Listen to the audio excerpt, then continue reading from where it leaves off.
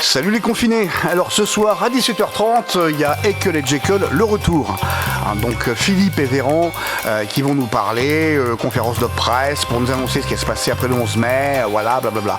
Bon, franchement, on va encore nous livrer 95% de mensonges. Est-ce bien la peine de regarder? Moi je ne pense pas. Puisque nous avons affaire à des gens chez qui le mensonge est non pas une seconde nature, mais la seule nature, il importe donc de bien récapituler ce que l'on sait aujourd'hui. Alors, ce qu'on sait aujourd'hui, c'est que le confinement indiscriminé tel que Macron et son gouvernement nous l'ont imposé ne sert à rien. Et il ne sert à rien parce qu'il ne fait que retarder l'épidémie, en prolonger la durée, en en étalant dans le temps l'intensité, mais il ne la résout en aucun cas. Alors, le confinement, ça sert à deux choses, certainement pas à régler l'épidémie.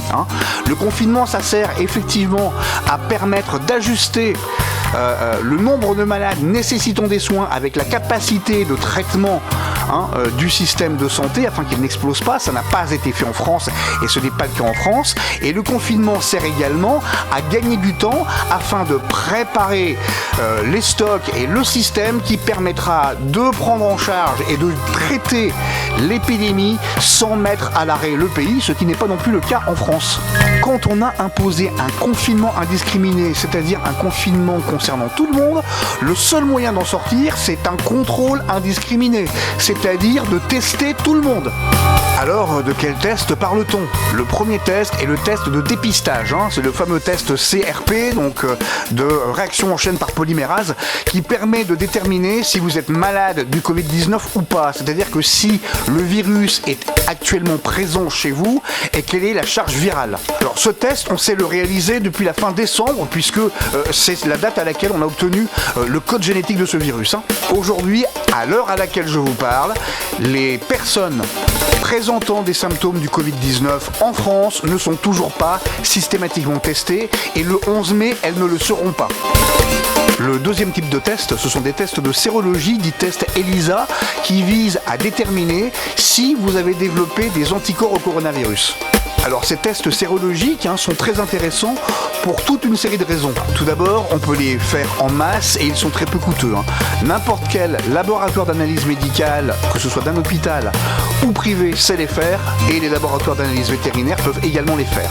Bon, le deuxième intérêt, c'est que ces tests vont permettre de connaître le niveau d'immunité de la population française, mais également, je dirais même surtout, la répartition de cette immunité sur le territoire, puisque les épidémies, c'est toujours par foyer. Et généralement, il y a une corrélation très forte entre la densité de population et le niveau d'une épidémie. Le troisième intérêt de ces tests de sérologie, c'est de pouvoir détecter les porteurs sains.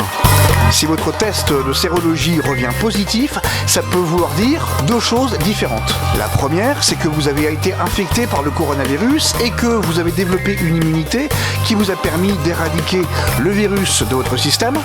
La deuxième, c'est que vous avez été infecté par le coronavirus, que vous l'avez toujours, vous êtes toujours malade, mais vous n'avez aucun symptôme, ce qui fait de vous un porteur sain qui doit être confiné.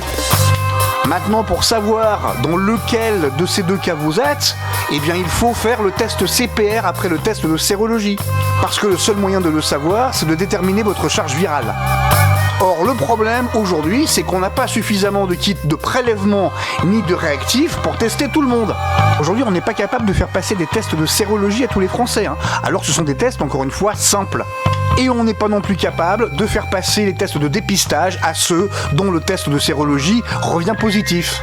Donc le déconfinement le 11 mai, s'il y a déconfinement, va se faire dans le boxon le plus total. Préparez-vous à une deuxième vague, puis à une troisième, puis à une quatrième, puisque d'après l'INSERM, il n'y a qu'entre 2 à 6% des Français qui ont été en contact avec le virus. La pénurie en matière de tests est encore plus inexcusable que celle en matière de masques. Macron, Philippe, Buzyn, Véran et compagnie vont, sur ce sujet-là, également devoir rendre des comptes. Mais c'est pas comme si en France, nous n'avions pas une entreprise qui s'appelle Biomérieux, l'un des leaders mondiaux du diagnostic médical, qui fabrique et vend depuis des décennies des kits de tests sérologiques ELISA, qui a développé avec le secrétariat américain à la défense un test de dépistage du coronavirus hyper rapide puisqu'on obtient les résultats entre 45 à 70 minutes. La capacité de Macron et de son gouvernement de systématiquement prendre les pires décisions possibles est juste ahurissante. C'est à se demander s'ils ne le font pas réellement exprès.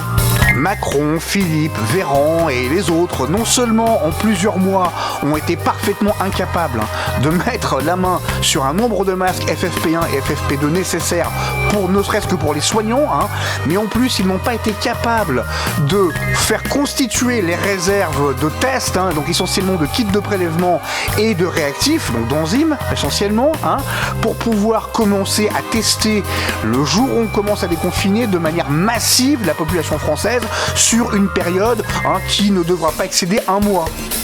Tous les professionnels de santé à qui j'ai parlé, et ça va du professeur de médecine à l'aide-soignante, donc un bon panel, tous sont unanimes. Ils s'attendent tous à une seconde vague et ils me disent tous que si la seconde vague est l'équivalente de la première, notre hôpital public, le système de santé va craquer.